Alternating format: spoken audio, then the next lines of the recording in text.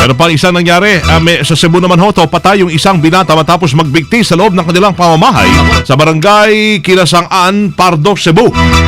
May iniwan pang suicide note yung biktima na nakilalang si J. Cyril Young, 18 anyos lamang, sa loob ng kanilang comfort room bago ito nagpakamatay gamit yung lubid ng kanilang sampayan.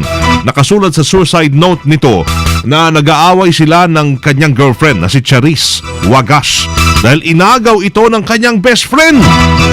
Humihingi rin ito ng paumanhin sa kanyang mga magulang sa kanyang ginawa, ngunit itinanggi naman ng kanyang nobya. Ang paniniwala o pinaniniwalaan ng biktima na may relasyon siya sa best friend niya ng lalaki. Sayang. Huli na. DZXL Bulat Palaro. Boxing tayo, masama na sa Pilipinas na mga kalaban. Boxing, kasama mo ng mga Pinoy na boksingero sa Pinoy Pride. At makakarap po ni Merlito Tiger Sabilio ang Colombian na si si Jorge. Hindi, L ang nakalagay eh. Jorge ba ito? Estrada. Habang ang Mexicano si Arturo Puerte Badillo naman, makatapat po ni King Arthur. Ayos. Pasig at Villanueva. Kung saan Mexican din ang makakalaban ni AJ Banal na si Abraham Cholo Gomez. Ayon kay Estrada, andito siya para manalo at walang problema kung sa Colombian man o sa Pilipinas isagaw ang laban o Colombia. Anya, kaya niyang manalo kay Sabilio sa labo ng 7 round. Abay, fortune teller din pala ito. Nakahanda naman si Gomez na paabutin ho ang laban hanggang 12 rounds. At makakaasa daw ang mga manonood ng magandang laban nila ni Banal. Yan. Sino ang matutulog sa awiting ito? DZXL Showbiz Balita. You mentioned tulog? Nako, parang ganun din pala nangyari dito sa aking iuulat ngayon. Hello everybody, everywhere. It's me, Lolly, your 1.5, and I have my Lolly about somebody. Baby on the treetop, when the wind blows the cradle, Bakit yan ang tugtog mo? Kasi ganito yan.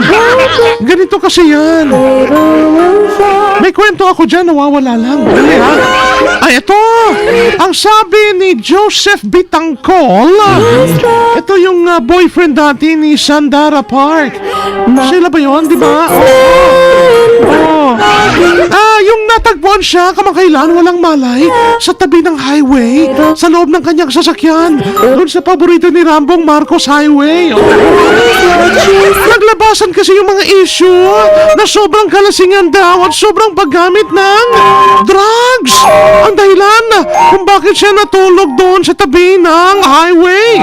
Ang sabi ni Joseph, galing siya sa Isabela noon na shooting para sa isang indie film. Sinabi rin niya na nakainom siya noon pero sobrang konti lang daw.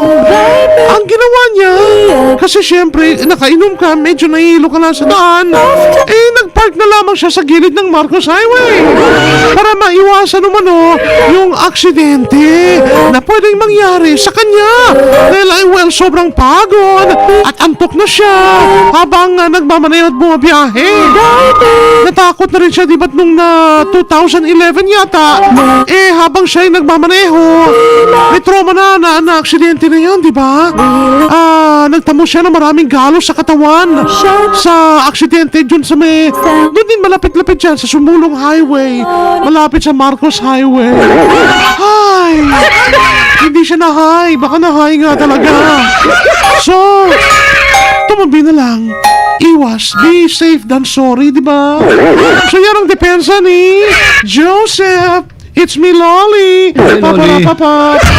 Hindi gasgas, hindi umatras, medyo madulas. Ito ang balitang panghimagas. Okay, eto na. Salamat ha. Oo nga, pag hindi kaya magbaneho na, Tabi na lang. Tabi na lang. Yan.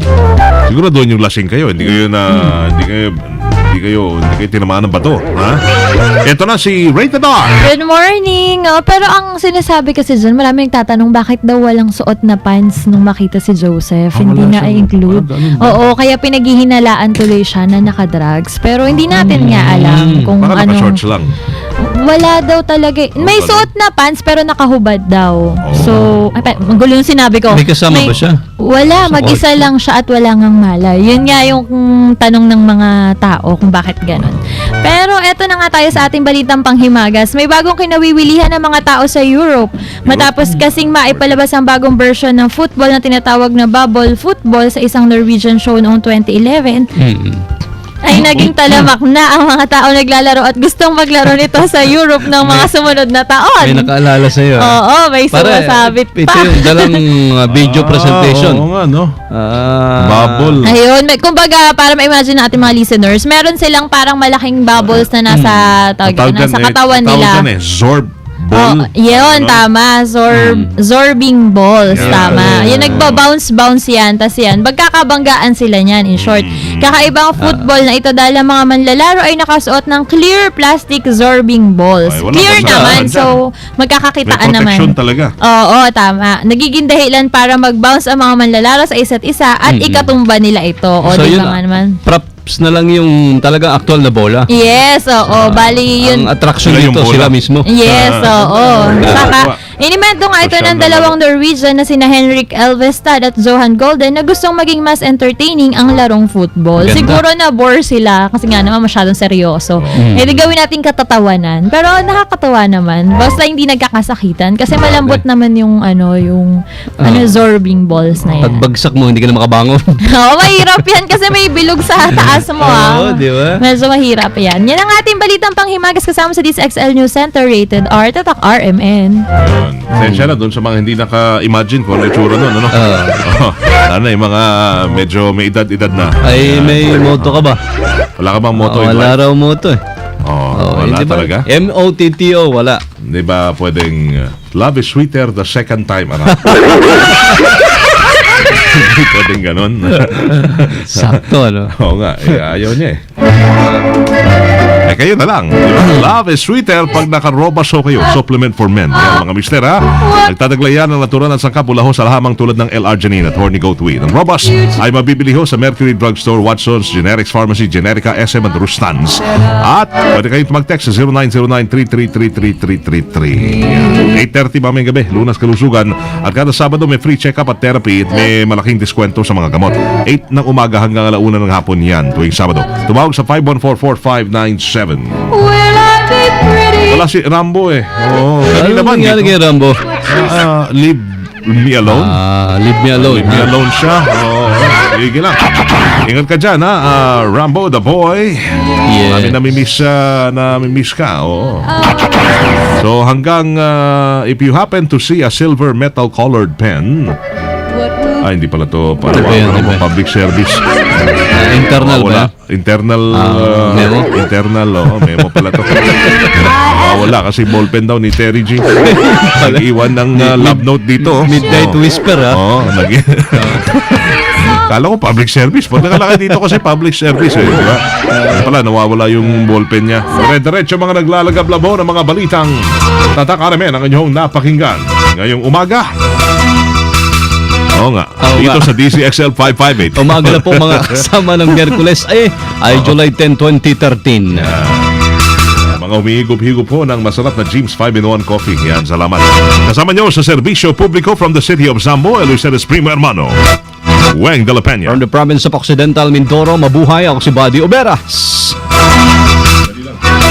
Midnight sale ang Manila Ocean Park, 169 na lang pesos ang pasok sa Oceanarium. Tao kayo doon. At kami ho ay Tatak RMN. Sa inyo na ang mga Sumayin niyo ang 15 minutong kalipunan ng mga pinakahuling kaganapan sa Kalakang Maynila, sa ating bansa at saan mang dako ng mundo. Naglalagablab! Dito lamang sa Unang Pihit, DZXL 558, ang bagong kasama mo. Kung gusto mong makauna